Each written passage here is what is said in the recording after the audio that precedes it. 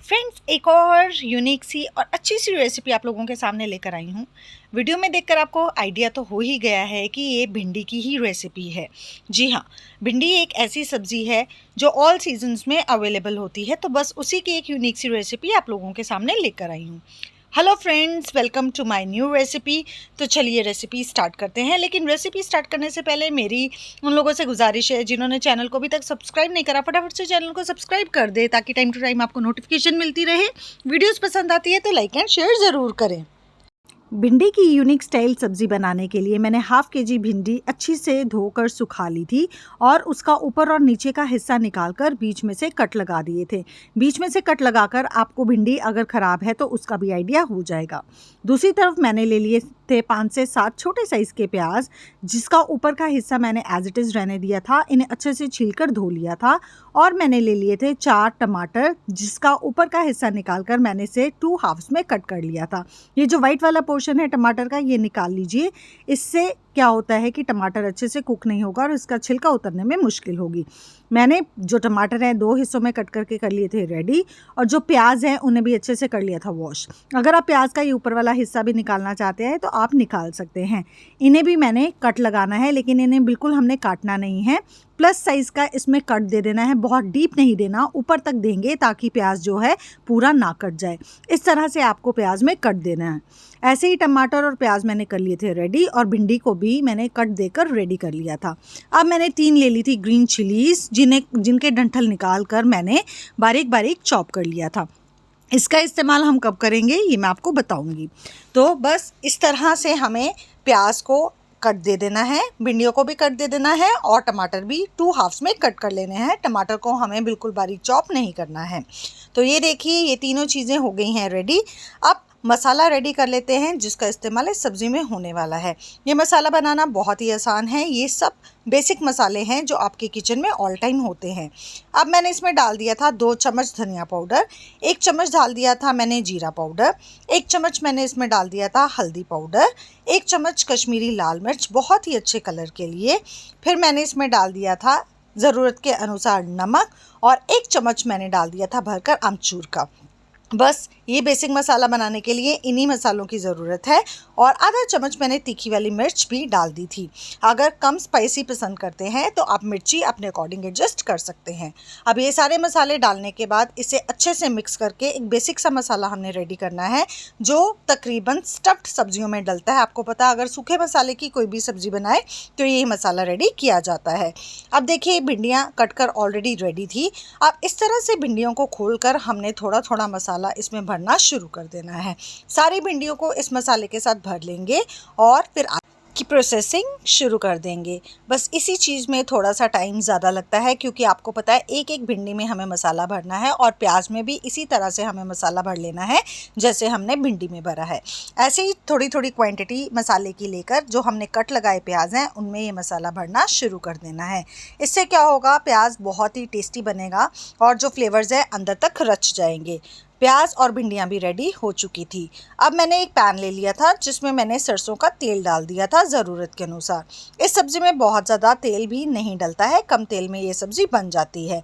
अब जैसे ही तेल गर्म हो गया तो मैंने इसमें हाफ़ कटे हुए जो टमाटर रेडी किए हुए थे उन्हें उल्टा करके रखना शुरू कर दिया था, क्योंकि टमाटरों को हमें इसी प्रकार से कुक करना है।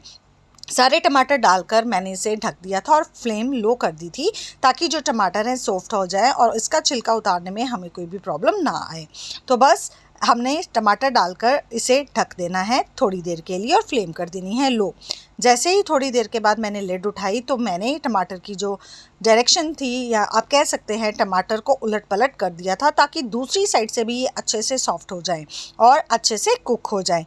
अब मैंने इनकी जो डायरेक्शन है उसे पलट दिया और फिर से लिड के साथ ढक दिया और थोड़ी देर के लिए कुक कर लिया था, ताकि मुझे छिलका उतारने में कोई भी प्रॉब्लम ना हो। अब देख सकते हैं दोबारा से मैंने इसे ढक दिया था।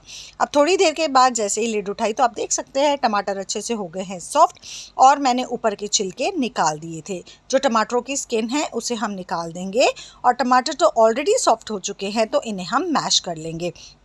आसानी से आप इसे करछी की हेल्प से भी मैश कर सकते हैं। आप चाहे तो मैशर का भी इस्तेमाल कर सकते हैं। ये देखिए कितने सॉफ्ट हो गए हैं। बस इसी तरह से इनको हम अच्छे से मैश कर लेंगे और इसको एक पेस्ट की फॉर्म दे देंगे।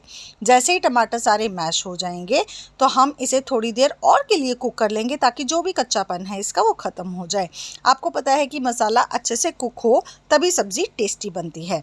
अब हम क्या करेंगे, जो मसाला बचा हुआ है जो हमने भिंडियों में और प्याज में भरा है उसका 1 चम्मच हम इस टमाटर में डालकर अच्छे से मिक्स कर लेंगे और टमाटर को कुक कर लेंगे ताकि जो मसालों का फ्लेवर है वो इस ग्रेवी में भी आ जाए। आप देख सकते हैं ऑयल सेपरेट होना शुरू हो गया था, टमाटर अच्छे से हो गया है कुक। अब जो मैंने मसाले से भरे हुए प्याज हैं वो साइड्स पे रखने शुरू कर दिए हैं, क्योंकि प्याज को हमें इसी तरह से स्टफ्ड बनाना है और इसी तरह से कुक करना है। साइड्स पर प्याज रखकर जो बीच वाली जगह है उसमें मैंने भिंडियाँ भरनी शुरू कर दी थी जो मैंने मसाले वाली रेडी करी हुई हैं। इसी तरह से भिंडियाँ डाल देंगे। सारी चीज़ें डालने के बाद इसे ढककर हम कुक कर लेंगे। इसमें थोड़ा सा टाइम लगेगा क्योंकि जो सब्ज़ी है हमने लो फ्लेम पर कुक करनी है। भिंडी तो बहुत तरह से बनाई जा सकती है, लेकिन ये जो एक तरीका है ये यूनिक है और इससे भिंडी की सब्ज़ी बहुत ही लाजवाब बनती है। आपके घर वालों को बहुत बहुत पसंद आएगी। एक बार ऐसे बनाकर ज़रूर ट्राई करिएगा। कई लोग टमाटर का इस्तेमाल नहीं करते हैं भिंडी में, लेकिन एक बार मैं आपको कह रही हूँ ऐसे बनाकर ज़रूर इसे ट्राई करिएगा, आपके घर वालों को बहुत पसंद आएगी। थोड़ी थोड़ी देर के बाद हमें ढक्कन को हटाकर चेक करते रहना है और इन सारी चीज़ों को हिलाते रहना है और जो ढक्कन पर पानी जमा होगा वो पानी हमें इस कढ़ाई में ही डाल देना है। उसी पानी में ये सारी सब्ज़ी कुक होगी क्योंकि ऑयल तो हमने बहुत कम डाला है और इसी पानी से जो सारे प्याज और भिंडियाँ हैं सॉफ्ट हो जाएंगी और अच्छे से कुक हो जाएंगी। लो फ्लेम पर हमें ये सब्ज़ी बनानी है। बीच में हमें इसे चलाते रहना है, एकदम से छोड़ नहीं देना, नहीं तो ये बेस के साथ लग सकती है। आप देख सकते हैं प्याज भी मैं उलट पलट कर रही हूँ और भिंडियों को भी ऊपर नीचे मैं इनकी जो डायरेक्शन है वो चेंज कर रही हूँ ताकि ये चिपक ना जाए।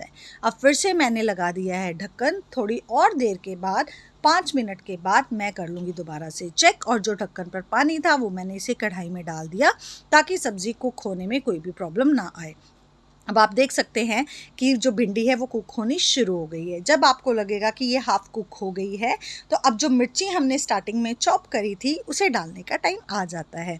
अब मैंने इसे अच्छे से हिला लिया है, मिक्स कर लिया है और जो चॉप करी हुई हरी मिर्ची हैं उसे स्प्रिंकल कर दिया है ताकि ये सब्ज़ी में अच्छे से मिक्स हो जाए और ये भी थोड़ी सी सॉफ्ट हो जाए।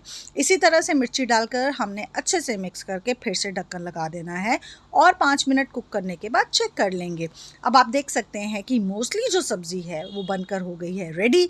भिंडियों ने बहुत अच्छा कलर ले लिया है, भिंडियाँ सॉफ्ट भी हो गई हैं और प्याज भी पककर हो गया है रेडी। प्याज में मसाला डालने से जो फ्लेवर्स हैं वो अंदर तक रच जाते हैं और प्याज खाने में बहुत ही टेस्टी लगता है। स्टफ्ड प्याज और स्टफ्ड भिंडी की ये सब्ज़ी आपको कैसी लगी मुझे ज़रूर कमेंट सेक्शन में फीडबैक दीजिएगा। अब इस सब्ज़ी को मैंने गार्निश कर लिया है धनिए की हरी हरी पत्तियों के साथ और धनिया पत्तियों को भी हिलाकर मैंने अच्छे से कर लिया है मिक्स। आपको देखकर ही अंदाज़ा हो रहा होगा ये सब्ज़ी जितनी देखने में अच्छी लग रही है यकीन मानिए खाने में उतनी ही टेस्टी है। आप ज़रूर ट्राई करिएगा और मुझे फीडबैक ज़रूर दीजिएगा। आप इसे किसी प्रकार की रोटी के साथ, चावल के साथ सर्व कर सकते हैं। आप देख सकते हैं कितनी डिलीशियस लग रही है। तो बिल्कुल भी इस रेसिपी को स्किप मत करिएगा, बनाइए और मुझे कमेंट सेक्शन में फीडबैक ज़रूर दीजिएगा कि आपके घर वालों के इस तरह की भिंडी कैसी लगी है।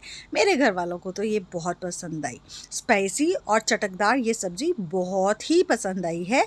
आप इसे अगर एक बार ऐसे बना लेंगे तो बार बार यही वाला मेथड आप प्रेफर करेंगे, भिंडी को इसी प्रकार से बनाएंगे क्योंकि ये यकीन के साथ मैं कह सकती हूँ आपके सब फैमिली मेम्बर्स को बहुत ही पसंद आने वाली है।